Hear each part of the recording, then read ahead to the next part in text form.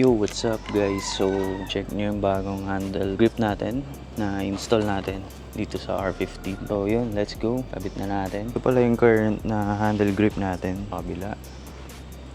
Yan. Wala naman akong problem dito. Pero, maganda kasi ito guys. Nagamaki. Yan o. By the way guys, napakadali lang tanggalin yan. As you can see, nalis ko na yung lever guard natin dito. Then, hilain nyo lang.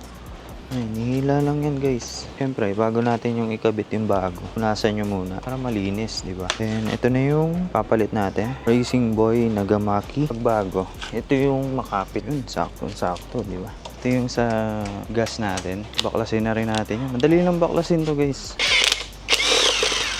Hila lang din yan. Yung iba, ang ginagawa, kinakat nila, nakaturn na nila. So, ako kasi ayoko. Gagawin ko na lang extra tong pro taper natin na handle grip. Hila lang yan. Then, kung all stock naman kayo, makikita nyo may mga marks. Yan, may mga marks dyan. Lihain nyo lang. Pwede nyo i-flat yan eh. Pag sa stock kasi, bukol-bukol yan. Pwede nyo naman lihain para madali kayo makapagkabit ng bago. So, ito yung babalit natin guys.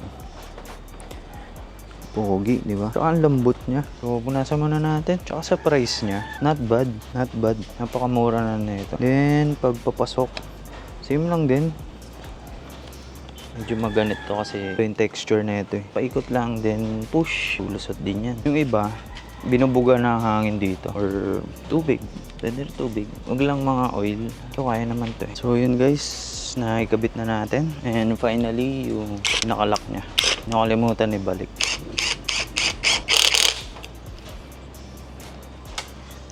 All good.